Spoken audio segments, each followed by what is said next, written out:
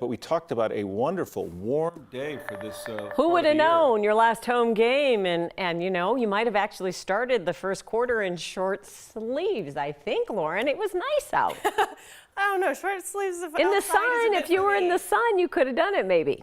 Yeah, I guess it's how sensitive to cold you are. We got to the 40s today, so for me, if I'm outdoors, that's still maybe light jacket weather. Of course, I'm wearing short sleeves now, but I'm inside. We have a heated building.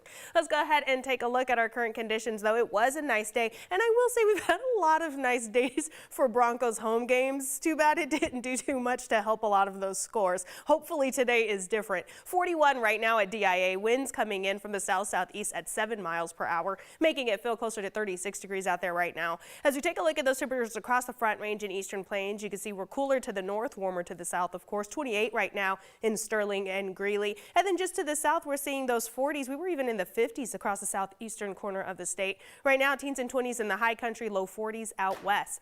And as we take a look at our HD Doppler radar, we do have another calm system just kind of staying in the way. We have maybe some very light snow showers across portions of the high country, but those are very light, very spotty, not going to affect the majority of us. So what we will see is a mild start to the week. We do have midweek snow in the forecast, and I do have a late week warm up. Those temperatures getting back into the 50s by the time we're moving into next weekend. So all of those details will be just ahead in my full 7-day forecast. Today, Grant County Search and Rescue found the second snowmobiler who was killed in an avalanche. The sheriff's office says it was yesterday afternoon that 2 snowmobilers were buried in an avalanche on Rollins Pass near Winter Park. Deputies found one dead yesterday, but were not able to find the other and had to stop searching for safety concerns.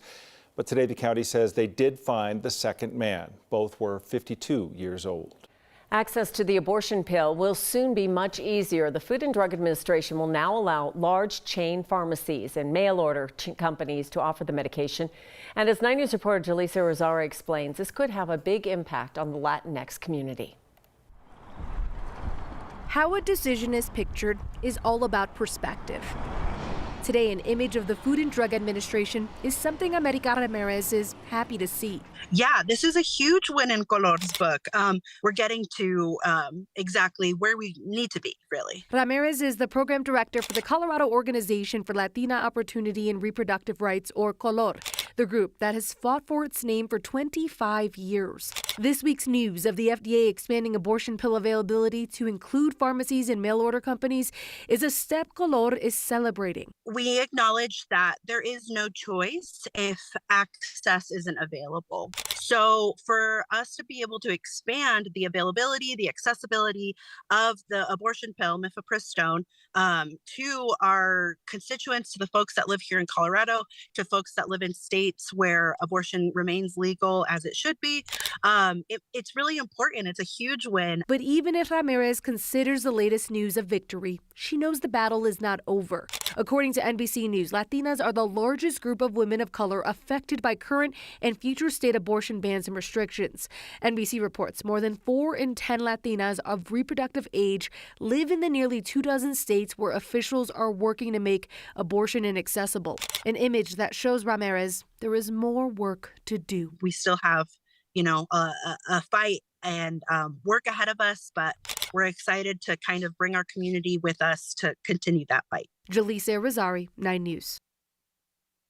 There are a number of mandated safety requirements before prescribers can distribute the pill. Pharmacies that dispense the pill also get to go through a certification process. Both CVS and Walgreens have announced they plan to go through that process and offer the medication in states where abortions remain legal. Starting tomorrow, you're going to be seeing construction on West Bowles Avenue between South Federal and South Santa Fe. Unless you go to other places, then you won't see it. That would be smart. But Denver Water says they have to replace a water main in that area. So that means West Bowles is going to shrink down to 1 lane in each direction between Federal and Santa Fe. And they say this project is going to take about a month. Also tomorrow, the city of Boulder will reopen the main library. It's been closed since high levels of meth residue were found in the bathrooms there last month. The city says they've been cleaning and testing the building, and now it's safe for people to go back in. However, the restrooms will still remain closed, and there will be no public computers to use. The Aurora History Museum remains closed after a burst water pipe last week. The museum said it happened over the holidays, and some of the artifacts are still drying out. They haven't said yet when the museum will be able to reopen. Waterbergs were common over the holiday season. Christmas Eve was the busiest ever for the Denver Fire Department, and it wasn't because of fire. On December 24th, Denver Fire responded to 579 calls, and about half of those were because of water problems. Remember, that was following that intense cold. Compare that to the department's normal day, responding to between 300 and 400 calls. They only had 3 calls for fires. If you remember, that was right after that brutal freeze, so a lot of frozen pipes. Some water breaks are really easy. We can identify really quickly where that break is, and we can identify where the shutoff valve is. There are others where we're going to have to search throughout the building. As Denver grows, the number of calls firefighters respond to grows as well. 2022 was the busiest year ever for Denver Fire.